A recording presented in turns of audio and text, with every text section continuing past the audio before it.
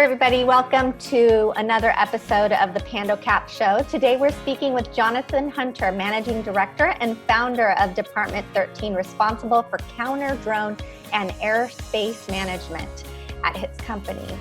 Jonathan, can you share a little bit about your journey with our audience? Laura, thank you for having me, first of all. I appreciate it. I know that you and I have known each other for about 30 years. So this is an exciting opportunity for me to be with you. My journey started in the battlefields of Afghanistan.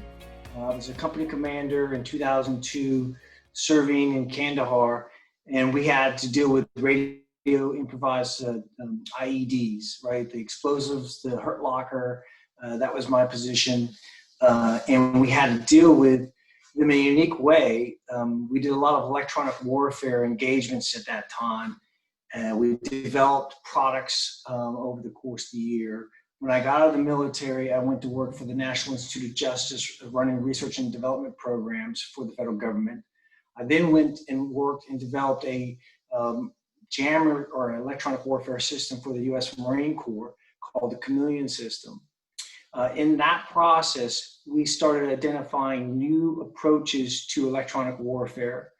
We started looking at this technique of controlling digital radio protocols. What we call now is protocol manipulation, where we can actually inject ourselves into the conversation between two digital radios. When I got out of that position, I met some really smart guys, and we said, hey, why don't we start a company? So in 2010, Department 13 was formed right around a restaurant diner table, much like most startups start out. The next thing I know, later that year, 2015, we had taken a backdoor listing on the ASX. We raised about $30+ million in capital, and Department 13, the current configuration of it for the Counter-Drone Airspace Management Company is in this configuration was born. Obviously, this pandemic has impacted everyone differently. From what I understand and you have shared, you were on an assignment in India while the pandemic hit. And if you wouldn't mind sharing what happened and the unique story around how the pandemic has impacted you. I would love to. One of the things, I think from a business standpoint, the pandemic has actually affected every company in the world, right? That I do know, but it's also presented opportunities. Right before things got really crazy in early March, we had already made arrangements to go and support a customer who had acquired one of our systems. And so we were lined up. We leave on March 9th of this year.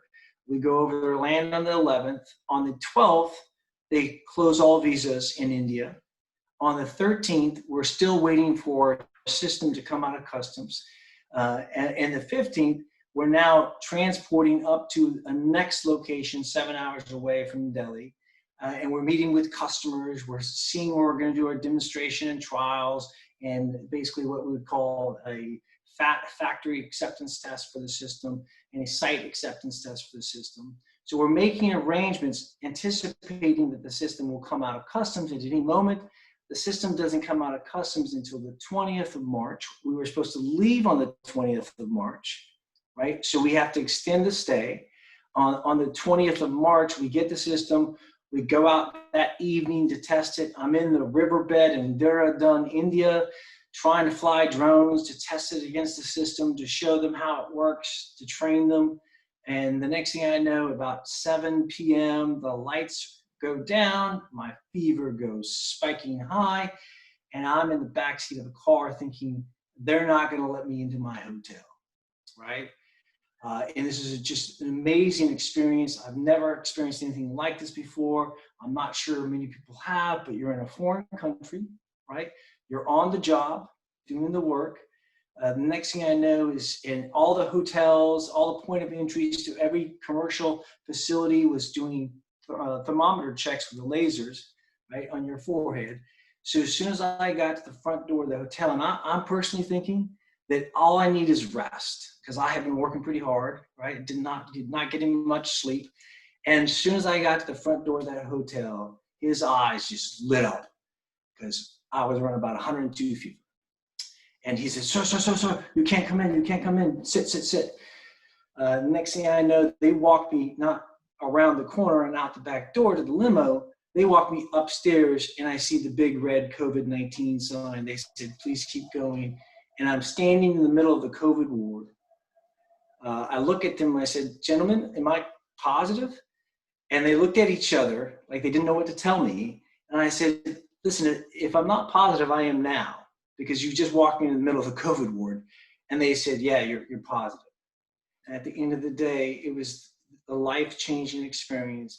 And I will always be grateful for the opportunity to not only get COVID in India, to be treated in India, and to be loved by the Indian people. You know, when you think of the things that you went through and what we're going through today in the US around the pandemic, do you feel like, you know, compared to India or being, you know, in other countries during this time when it actually started, how do you feel the US is doing in regards to the pandemic?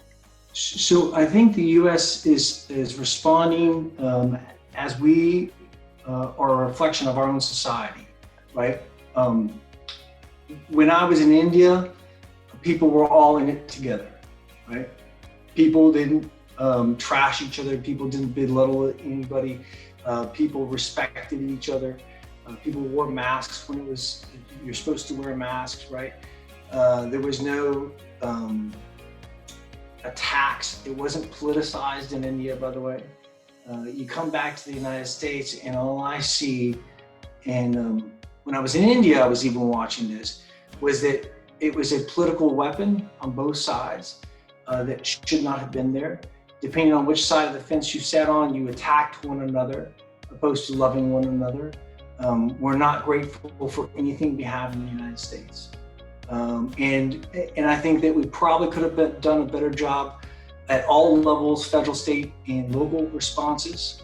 I think we could have had a better strategy. I still think that there's work to be done. I think that there's a lot of smart people doing a lot of hard work, and they need to be commended for what they have done and not for what they haven't done. Wow. Well, thank you so much for being on the PandoCap show, and we hope you come back. Thank you, Laura, for having me, and you have a great day, okay? Good seeing you again.